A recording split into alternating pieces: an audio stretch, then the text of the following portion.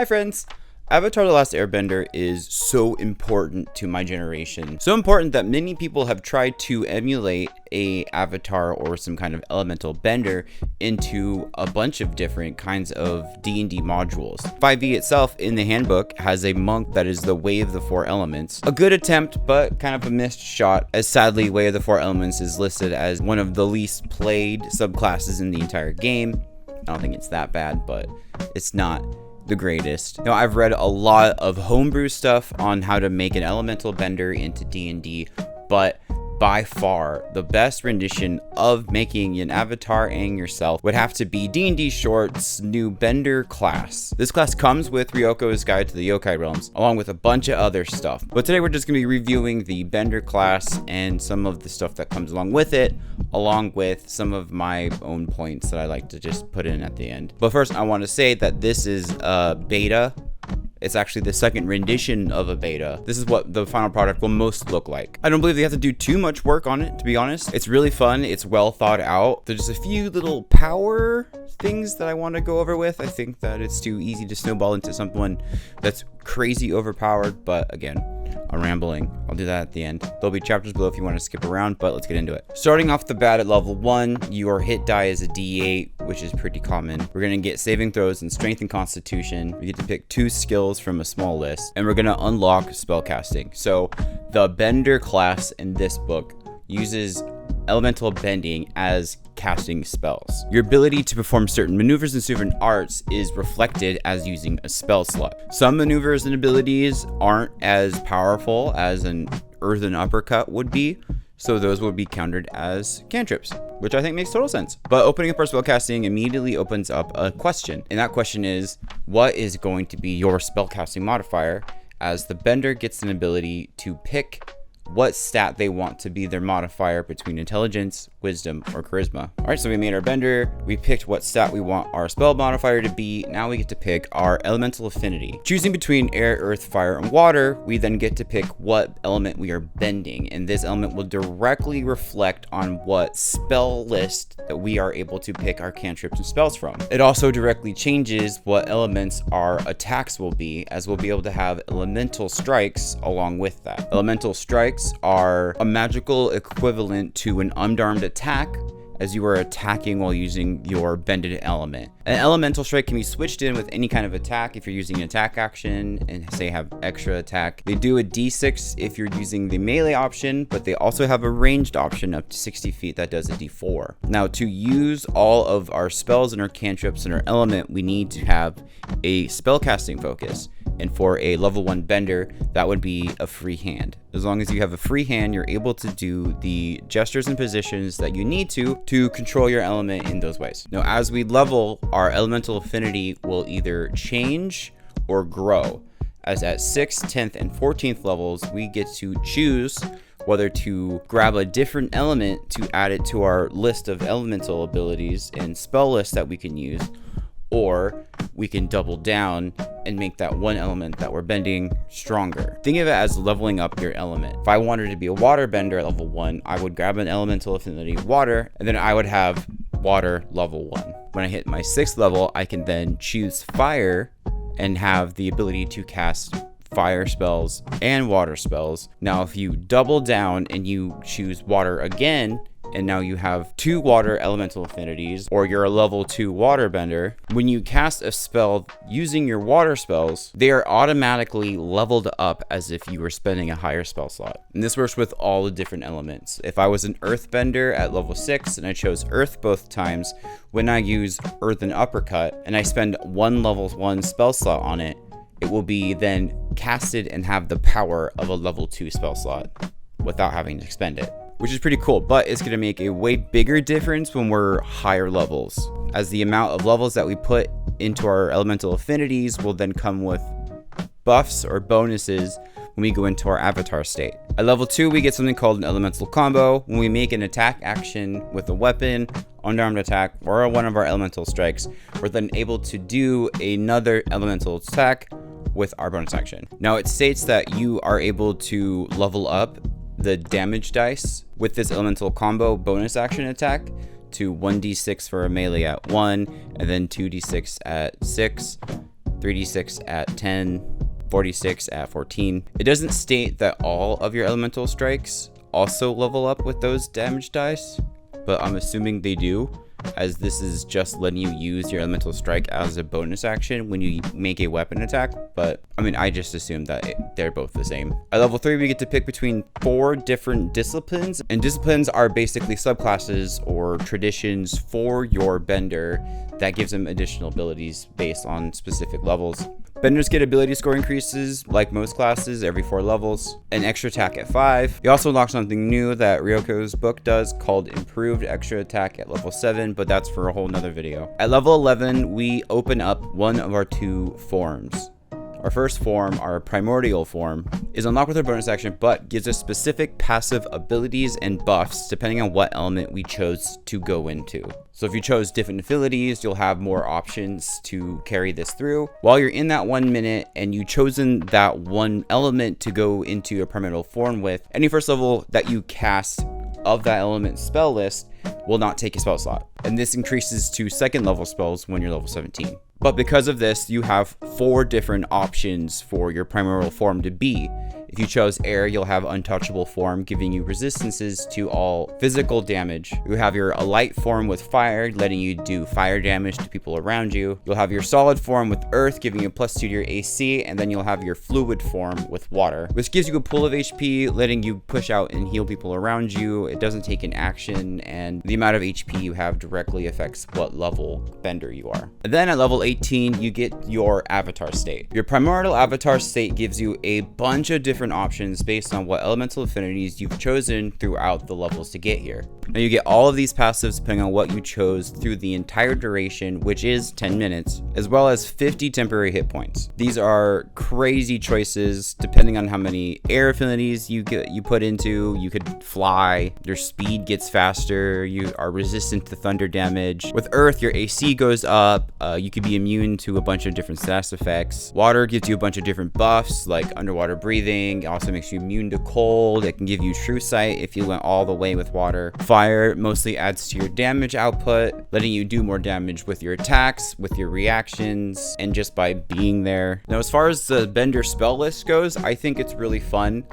There is one issue I have that I want to bring up right here, right when this chapter starts, is that there is a specific type of cantrip that D&D's had for a while now that I am confused not to see in each cantrip list here for any affinity. All the control spells like Shape Water, Shape Earth, Produce Flame aren't on these lists. There is an expert saying like, hey, if there's spells that you think should fit, put them in. I just think it's weird now that a firebender can't just be like, here's fire, and then it's gone. You know what I mean? Anyway, I'll talk about more about it later. I just wanted to mention it quickly here.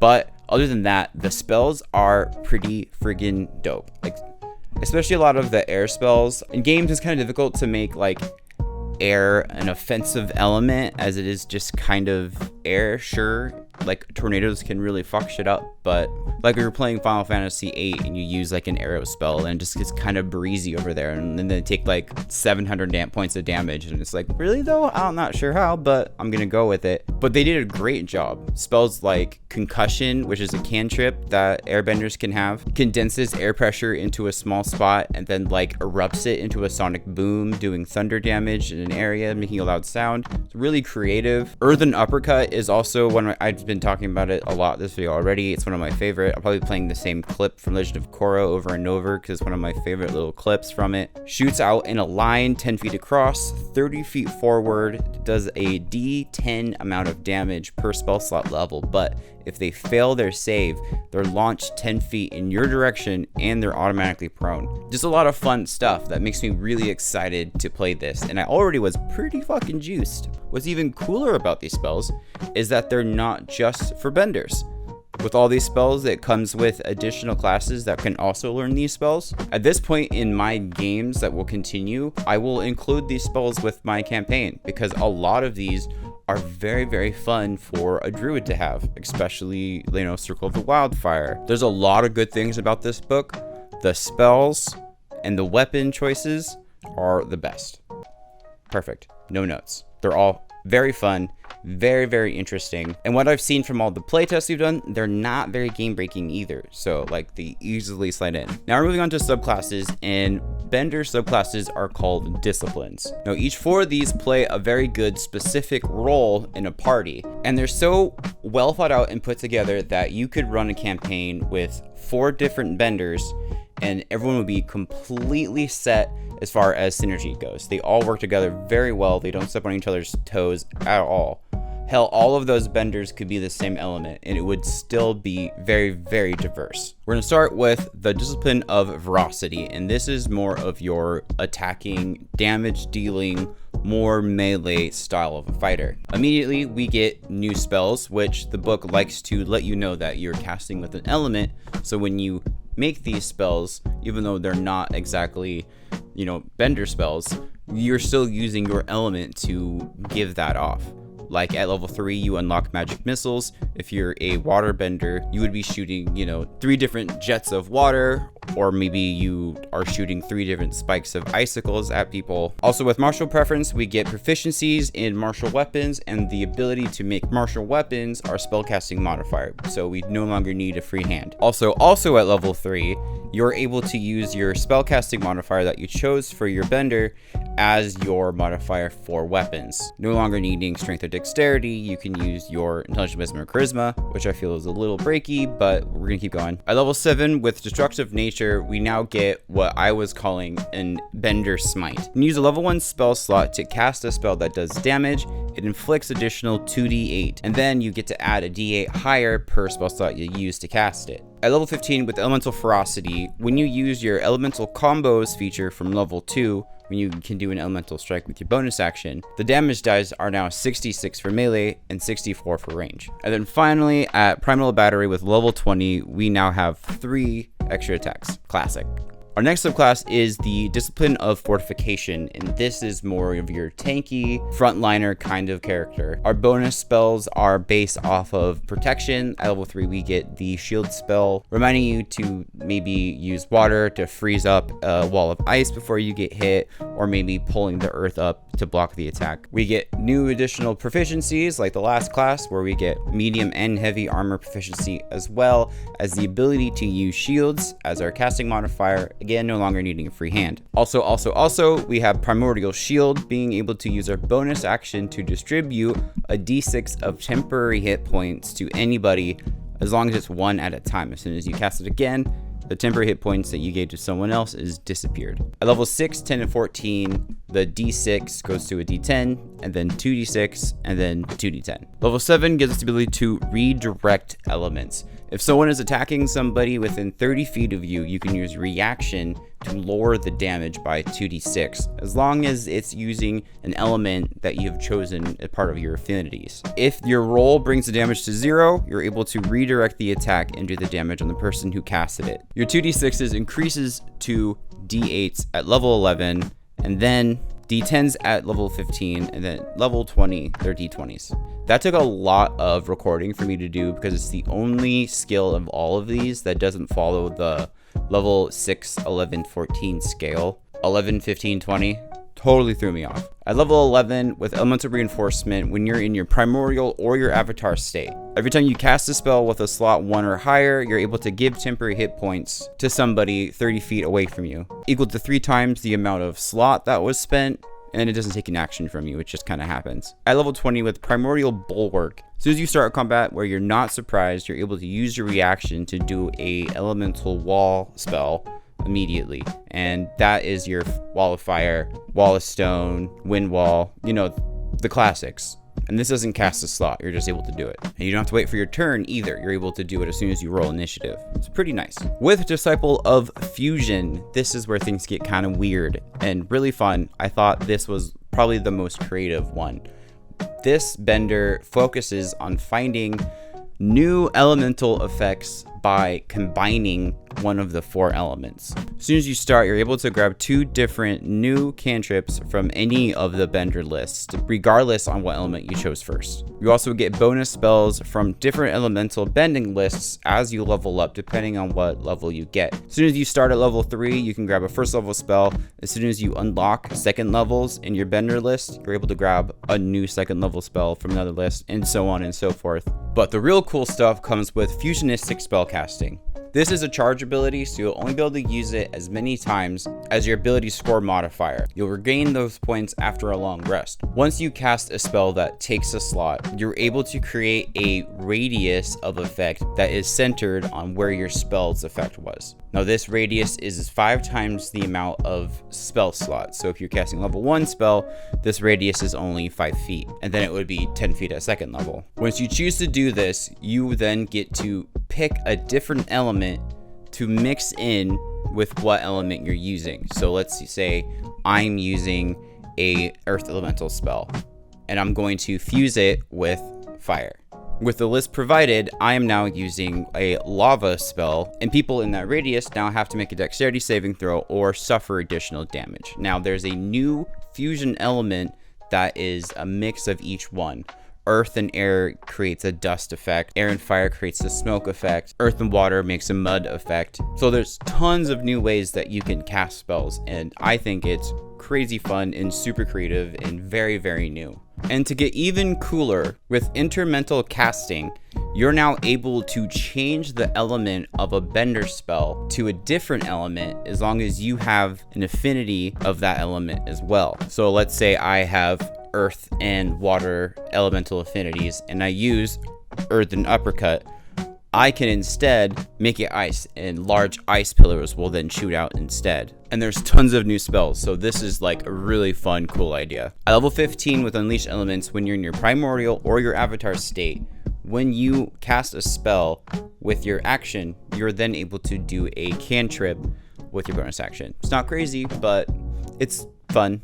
And finally, at level 20, you're able to get 2 new free elemental affinities added to your repertoire, which greatly increases how very powerful your avatar state is. And finally, our last subclass is Disciple of Invigoration, and this is your support and your healer class. This is very temporary HP, bardic almost in some ways. This is the Bender Healer Girlfriend. Immediately we get additional spells. Our first additional spell is Bless, really solidifying that support buffer type. We also get Inner Vigor, which increases our maximum HP by our Bender level, which is really cool. And we get to add our spell modifier to any concentration save made to keep concentration on a spell. Now this discipline gets a few charge abilities, and all of these charge abilities you can use equal to your spell modifier once a long rest. Our first one is Primordial Pulse. If an ally 30 feet away from you misses a saving throw or misses an attack roll, you can use your reaction to let them re-roll it, and they get a bonus equal to your spell modifier to that re-roll. This is very cool. I actually like this more than I like Bardic Inspiration, honestly. It's like Silvery Barbs if Silvery Barbs didn't fuck over DMs. At level 7, our next charge ability is Distracting Onslaught. When we attack somebody with our chosen element in a spell form, the next time that enemy makes an attack roll or saving throw, they have to negate a D8 from that number. So this is literally cutting words. And then at level 15, we get Elemental Enhancement, which is tons of things. When we're in our primordial or an avatar state and we cast a spell of a slot or higher, we then get to give one of 4 different buffs to people. And these are ending conditions, these are adding d6s to your attack rolls, this is a ton of stuff. And with Primordial Invigoration, once you go into your avatar state, you can give people around you, your allies, the effects of some of the buffs that you get from your elemental abilities. They can only benefit from the first stage of an elemental affinity, but it's still pretty cool. I mean, the air affinity lets you fly, so that's pretty handy. The multiclassing options for this is nuts. The biggest downside to a bender is their spell slots kind of suck. So getting a subclass in with a wizard or a bard would really improve how many times you can use these cool maneuvers and stuff, you know. And because you get to choose what your spellcasting modifier is, this class multiclasses with every spellcaster, which immediately I have to say is kind of broken. It's a little broken. Right now in a playtest, I'm playing a wizard that is subclass into a Disciple of Ferocity bender. Because I have the Disciple of Ferocity, I'm able to use my intelligence modifier for all my weapon attacks and actions, as long as I'm proficient in that weapon. And I'm now proficient in all martial weapons. Am I having a lot of fun with this class? Yes, I am. There are downsides though, as most of me is wizard, so I could be taken out really, really easily. But I have a lot of spells that keep me up, you know, shield, misty step when things get too hairy, stuff like that. I also wanted to mention the elemental combos and the elemental strikes. The elemental combo bonus actions damage levels up with you, but your regular elemental strikes don't. And that's only just because they didn't mention it. I feel like they do level up. It would be weird that your action with your elemental strike is significantly lower than your bonus action with your elemental strike. So some clarification on that would be kind of cool. But I feel like the biggest overpowering is the being able to pick your spell modifier. So I was thinking, like, what modifier would be a bender spell modifier? And I landed on Constitution. I thought Constitution would be a cool new way to make a spell modifier different without being super broken. Having a character with mostly Constitution is going to give you a ton of health, so there's huge benefits to it. It's also going to make you very hard to drop a spell. I also feel like it's on brand with the world of Avatar: The Last Airbender, as bending isn't magic, it's an art, you know, it's an extension of yourself. So I feel like using your Constitution would relay that.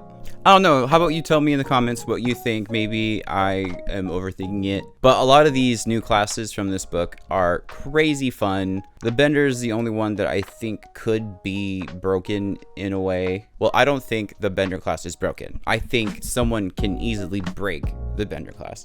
I'm going to be doing another review on the races.